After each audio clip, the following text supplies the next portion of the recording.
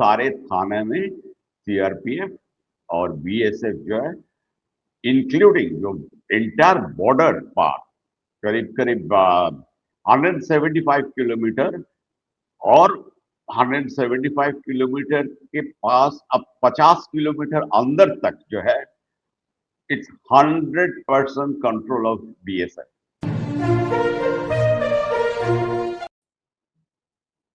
नमस्कार, मैं हूं मनविंदर। आप सभी राष्ट्रवादियों का एमबीएन नेटवर्क में एक बार फिर से बहुत बहुत स्वागत है। मालदा इस समय वेस्ट बंगाल चुनावी चर्चा में सबसे टॉप पर है और देखिए वहां के थानों पर इस समय सेंट्रल फोर्सेस का होल्ड हो चुका है, जिसे कहते हैं पुलिस आउट और सेंट्रल फोर्सेस इन। क्योंकि बंगाल पुलिस ने जिस समय 7 जजेस को होस्टेज किया था, अपना रोल कैसे निभाया था, ये सबके सामने आ चुका है। राज्य में लगभग 8.5 लाख से ज्यादा सुरक्षाकर्मी तैनात किए गए और देखिए ये बंगाल के इतिहास में अब तक की सबसे बड़ी तैनाती है। और अभी तो नागालैंड से भी करीब 85,000 जवान पहुंचने की खबरें आ रही हैं। कई और अपडेट्स हैं। जजेस घेराव घटना पर राष्ट्रीय जांच एजेंसी यानी कि एनआईए का एक बड़ा और कड़ा एक्शन सामने आया है। एनआईए ने 12 लोगों पर नए सिरे से फ्रेश एफआईआर दर्ज की है और उनकी कस्टडी ले ली है और अब बड़े मजेदार राज उनसे खुल के सामने आ रहे हैं। तो इन सब चीजों को समझते हैं। मेरे साथ एक बार फिर से जुड़ चुके हैं वर्ल्ड हिंदू फोरम से उदय भानु बनर्जी सर। सर नमस्कार, बहुत बहुत स्वागत है आपका अगेन। आपको भी, आपको सारे ऑडियंस दर्शक इस समय जो जुड़े हुए हैं, हमारे तरफ से सबको नमस्ते। सर, मालदा मुर्शिदाबाद थानों में अब सेंट्रल फोर्स ही दिखाई दे रही है, जो वहां से खबरें आ रही हैं। इसका मतलब वेस्ट बंगाल के लॉ एंड ऑर्डर की फाइल जो है वो अमित शाह की टेबल पर पहुंच चुकी है और इन थानों की पुलिस का रोल एक अलग ही कहानी कह रहा है। कैसे देखते हैं सर? मनविंदर जी, इस टाइम में जो है अभूतपूर्व जो है, हमें चारों तरफ चुनाव के वातावरण दिखाई दे रहा है, जो हमारे हिसाब से तो एक तरीके की मिसाल है, जो कभी ना तो बंगाल के जो है आदमी ने, आम जनता ने कभी देखी है, ना इनको हम लोगों को किसी को कोई पता भी नहीं चला जो ये टर्न आउट होगा। देखिए, सारे प्रॉब्लम का जड़ अगर अब देखिएगा, वो है फेलियर ऑफ लोकल एडमिनिस्ट्रेशन। और आज के दिन में एक खुले चर्चे में है पूरे समाज में, पूरा थ्रू आउट बंगाल, आप कहीं पे भी कोई भी डिस्ट्रिक्ट में जाइए तो लोगों में बहुत बड़ा गुस्सा है लोकल एडमिनिस्ट्रेशन, लोकल पुलिस को लेकर के।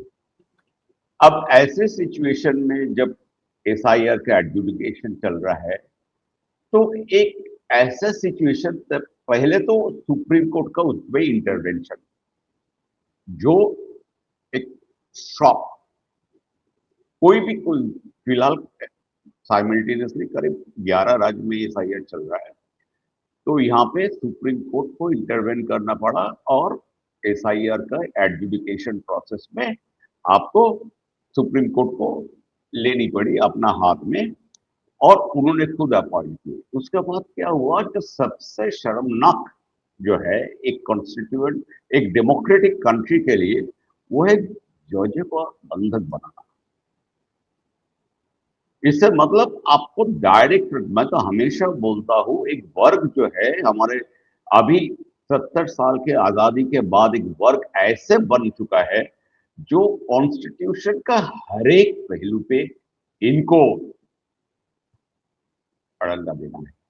और एजिटेशन, डेमोक्रेटिक एजिटेशन, किस चीज का डेमोक्रेसी?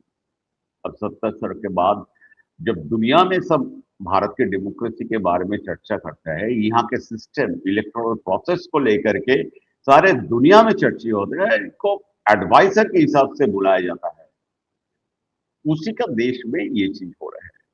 और जजों को बंधक बनाना, इसका बहुत बहुत लंबा असर आपको दिखाई देगा, ये इलेक्शन के बाद भी और इलेक्शन रिजल्ट डिक्लेयर करने होने के बाद भी।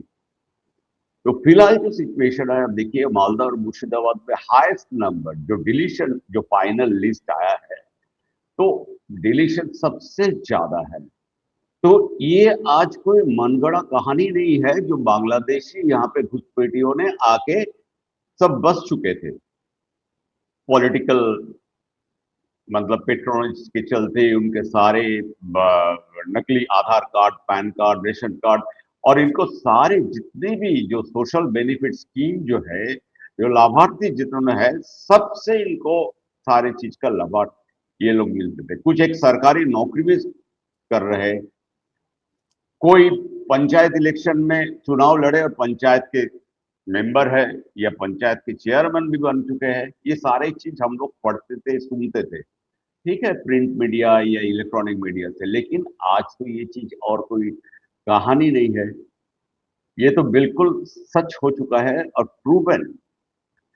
तो अब इस सिचुएशंस में और कोई दूसरा ऑल्टरनेटिव नहीं है जहां पे सेंट्रल फोर्स को लगाया गया मुर्शिदाबाद और मालदा में, और लोकल पुलिस एडमिनिस्ट्रेशन को कहा गया है आप भाई साहब रहिए अपना वर्दी वर्दी पहन के, और जो लोग नॉमिनेशन फाइल करने जा रहा है उनके साथ दीजिए।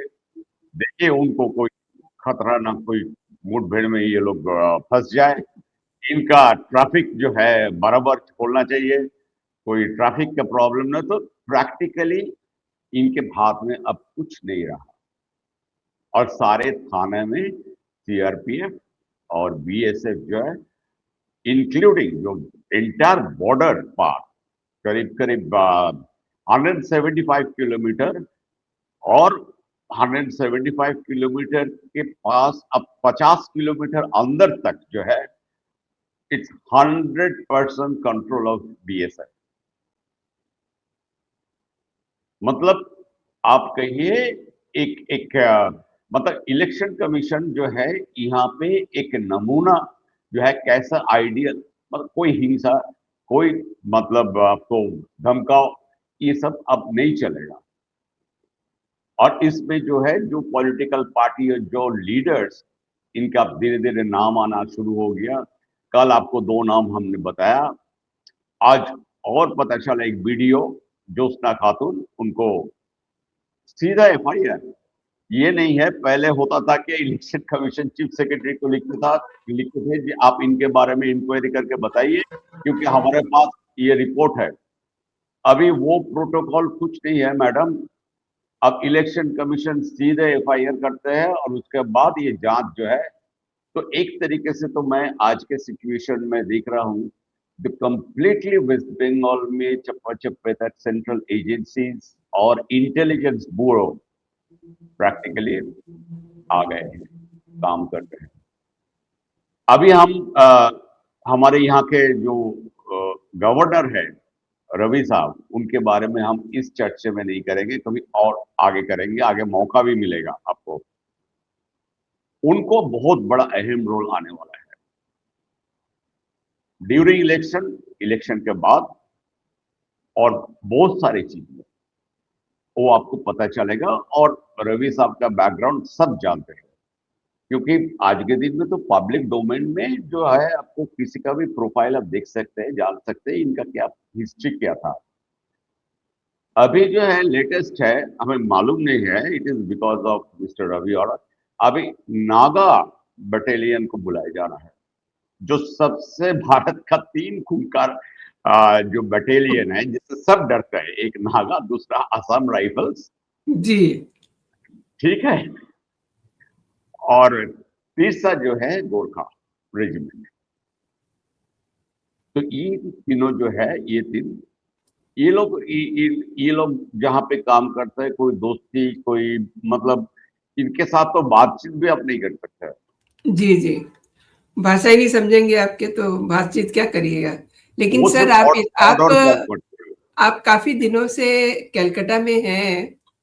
जब कोलकाता नहीं था, कलकत्ता था, तब से आप हैं वहाँ पे।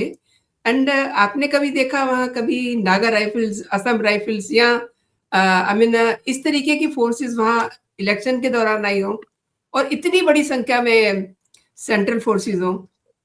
एक एक बार हुआ था बहुत साल पहले, उस टाइम में मार्क्सिस्ट कम्युनिस्ट गवर्नमेंट था, और हमें याद है एक पर्टिकुलर जो एसपी ने अ, एक नोटोरियस जो एरिया है, इंडस्ट्रियल एरिया, बैरकपुर और कॉन्स्टिट्यूएंसी, वहां पे एक बार इन्होंने नागा बटालियन को बुलाए थे। ठीक है, बट ये भी कहानी जो है, अब सोचिए ये 1990s के बात है। ये कोई 5 साल पिछले, 10 साल, 15 साल, 20 साल के बात नहीं है, 1990s का। अब तो वो तो ठीक है, बहुत साल हो गए अभी, लेकिन ऐसा सिचुएशन, और मैडम है 3 स्टेट में इलेक्शन कंप्लीट हो गया है, जी। राइट? आसाम, केरला एंड पुडुचेरी है। अब आसाम से सारे जो है सेंट्रल फोर्स देखिएगा, क्योंकि अभी तो इनका चुनाव का डिक्लेरेशन, रिजल्ट डिक्लेरेशन होगा एक ही साथ 4 मई को। तो ये सारे जो है अभी मोबिलाइज करके ले आएंगे नॉर्थ बंगाल, और सारे इंपॉर्टेंट जो है ये चिकन नेक और इनका आसपास के इलाका जो है, जो बॉर्डरिंग आसाम में, ये सारे जो है इनके हाथ में आ जाएगा। अभी तो सिर्फ मालदा मुर्शिदाबाद है ना, अब देखिएगा सारे कलकत्ता, मेन कलकत्ता में आज मैंने निकले थे तो मैं कभी सोचा नहीं था places like Park Street, Camac Street, जो खास कोलकाता का जो अंदर की है, और बेसिकली ये सब जो बड़े सोफिस्टिकेटेड बिजनेस लोकेशन और बड़े बड़े ऑफिस कंपनीज के इनका ऑफिस है, यहाँ पे जो है रूट मार्च हो रहा है। आपने सर इस बहुत बड़ी बात की है। और देखिए अब इस घेराव वाली घटना, ये जो जजेस का होस्टेज हुआ है, उसके बाद एनआईए का एक बड़ा और कड़ा एक्शन सामने आया है। एनआईए ने एक बयान भी जारी किया है और उन्होंने ये कहा है कि पीएस मोथाबाड़ी के साथ वहां पे 7 एफआईआर हुए हैं और पीएस कालियाचक में 5 एफआईआर हुए हैं। ये करेक्ट, सब फ्रेश एफआईआर दर्ज किए गए हैं करेक्ट। और ये मामले एसआईआर के काम से जुड़े हुए, जो न्यायाधीशों के सुरक्षा में जो इतनी बड़ी सेंध लगी है, लाइक उनको होस्टेज किया गया, उससे जुड़े हुए हैं, राइट? अब इनकी कस्टडी भी मिल गई है, तो काफी सारे राज भी सामने आ रहे हैं। कैसे देखते हैं आप? मैं 40 BL उसको बुलाया गया था कलकत्ता में, उनमें से हमारे अभी तक के मतलब चले 28 BLO का इंटरोगेशन हो चुका है। इंटरोगेशन एनआईए का इंटरोगेशन का मतलब है वहाँ के सिचुएशन, उनका क्या रोल रहा, वो किस हिसाब से कहाँ पे, सारे पूरा बैकग्राउंड चेक हो गया है। डोंट गेट सरप्राइज आपको अगर कल शाम तक इनमें से कुछ लोगों के बारे में एफआईआर हो जाए। अभी ये लोग सब डरे हुए हैं। नौकरी तो बात के बात है, सरकारी कोई भी मुलाजिम जब ऐसे सिचुएशन में पकड़े जाते हैं तो नौकरी का तो खतरा ही है, लेकिन इनका जिंदगी भर जो है कैरियर पे एक निशान लग चुके, काले निशान। काला धब्बा लग जाता है एक। और सर मैं ये भी समझना चाहती हूँ कि कुछ राज बाहर निकल के आ रहे हैं। क्या बताया इन्होंने? क्यों इन्होंने इतनी घटिया हरकत की? क्यों इन्होंने होस्टेज किया और उनको परेशान किया? लाइक उनको तो जान से मारने की तैयारी थी। जिंदा लिंचिंग का प्लान था, 100% लिंचिंग का प्लान था। ये एनआई इन्वेस्टिगेशन में ये एस्टैब्लिश हुआ लिंचिंग का प्लान। और लिंचिंग पर्टिकुलरली ये वार्ड जो है, जो एनआईए मैडम रोहिणी सिंह का जो रिपोर्ट जो है सुप्रीम कोर्ट में जमा हुआ, ये वार्ड उसमें इस्तेमाल किया गया है। जी। तो आप अब समझ सकते हैं जो कितने बड़ा साजिश बनाया गया था। और इनके पीछे, हम अभी भी कह रहे हूं, इनके पीछे बांग्लादेश जमात का बहुत बड़ा हाथ है, बहुत बड़ा हाथ है। और खास करके अंसारुल बांग्ला टीम का, और उनके जो है वो यहाँ पे बहुत स्लीपर सेल्स जो है बहुत सालों से काम कर रहे हैं, वो सारे एक्टिवेट किया गया था, और इसीलिए ये सब हुआ। एंड पुलिस को ये भी कहा गया है सर कि जो सभी जो 26 गिरफ्तार आरोपी हैं वो अभी उनको 43 हो गया। एनआईए को सौंपा जाए। हाँ, 43 अभी हो गया। जी। ये सारे सबको एनआईए आज आपने ले लिया है अपना हिरासत में, एनआईए कस्टडी में है इनका, और इनके बढ़िया तरीके से इनका तो सेवा किया जाएगा। और पता चलेगा, देखिए मैं कल भी वो एक एक को ढूंढ के ये लोग निकालेगा इनको।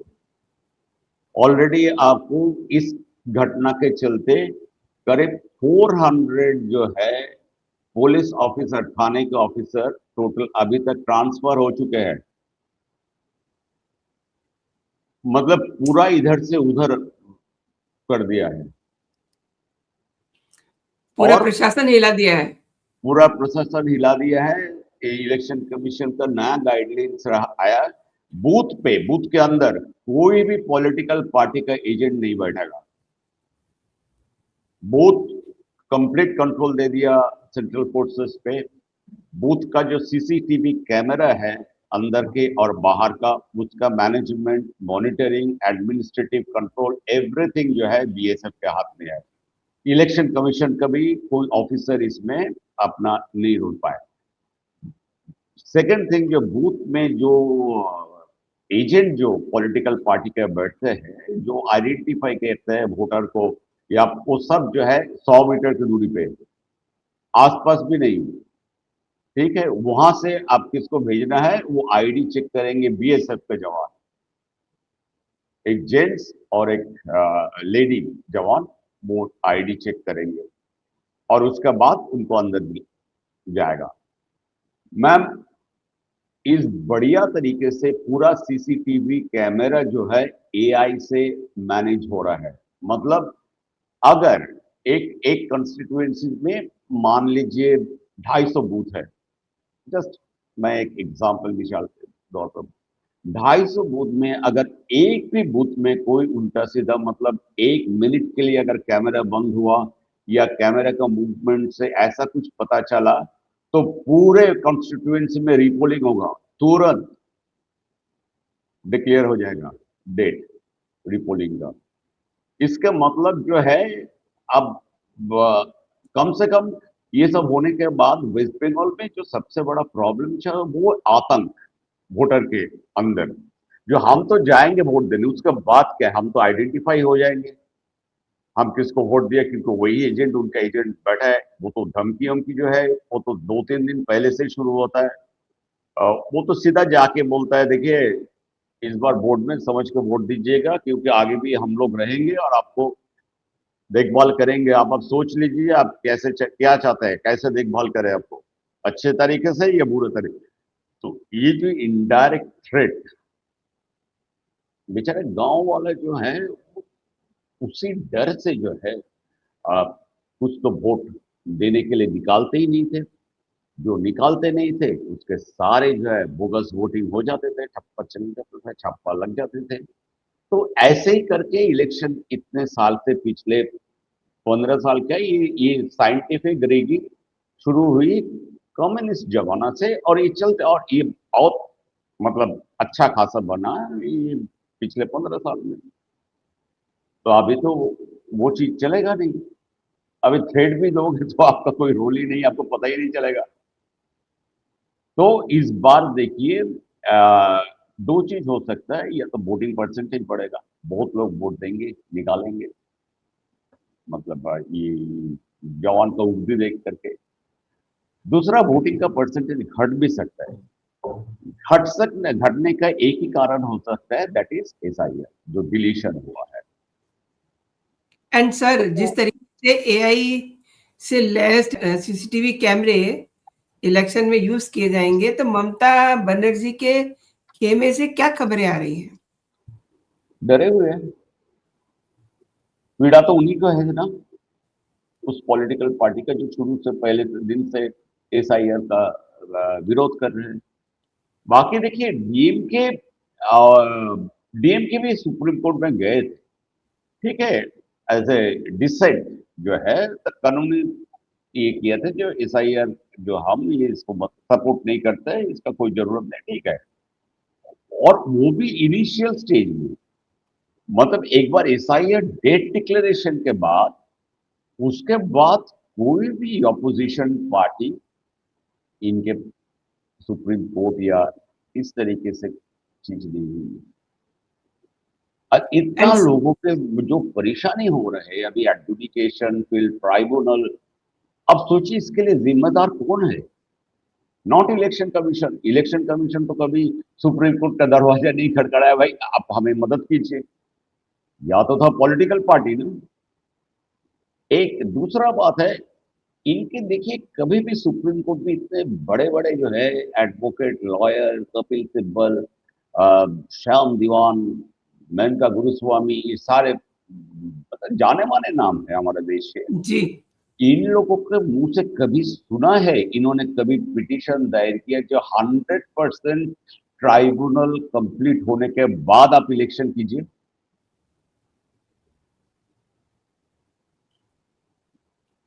आप अगर इतना सोचते हैं वोटर को लिए, तो कम से कम ये आर्ची रखिए ना सुप्रीम कोर्ट के पास। लेकिन नहीं किए। तो ये आपने उदय सर आपने बहुत बड़ी बात की है। और देखिए अभी ये भी खबर आ रही है, ये भी जानकारी आ रही है कि बीडीओ कार्यालय जहां पर 7 जजेस को होस्टेज किया था, वहां के सीसीटीवी फुटेज को फोरेंसिक जांच के लिए भेजा गया है। Absolutely correct your ma'am. ये कोलकाता सीएफएसएल में भेजा गया कुछ कैमरा, और कुछ भेजे हैं हैदराबाद, दो लोकेशन में भेजी गई है। बेसिकली इसमें क्या है, ट्रांसपेरेंसी रखने के लिए, और ऐसा कोई नहीं है जो एक पर्टिकुलर लैब को कुछ बायस ओपिनियन आ जाए। तो इसीलिए दो लैब में इन लोग इसको भेजा गया। और शायद कुछ डॉक्यूमेंटेशन या कुछ ऐसे कुछ कागज जो है इनका हाथ में लगी है ना, ये के जो सीएफएसएल चंडीगढ़ में गया है। अब उसका जानकारी मैं लेने की कोशिश कर रहा हूँ, जो कौन सा कागज ऐसा है जो चंडीगढ़ गया है, लेकिन अभी तक हमारे पास उसका जानकारी नहीं है, तो इसीलिए हम उसके बारे में ज्यादा बता नहीं सकते हैं। लेकिन सीएफएसएल कोलकाता और सीएफएसएल हैदराबाद पक्का है। और कुछ डॉक्यूमेंटेशंस जो है, जो इन्होंने वीडियो ऑफिस और कुछ डॉक्यूमेंटेशन या कॉल रिकॉर्ड्स वगैरह कुछ इन्होंने जो सीज किए हैं from Mothabari police station, Kaliachak and Sujapur police station, ये सारी चीज जो है एविडेंसेस ये सीएफएसएल चंडीगढ़ में भेजे गए। इतना तक मैं आपको बता सकता हूँ। आपने सर मेरे दर्शकों को इतनी विस्तार से जानकारी दी है, आपने मेरे लिए समय निकाला, मेरे शो के लिए समय निकाला। आपका बहुत-बहुत धन्यवाद। जय हिंद, जय भारत। जय हिंद।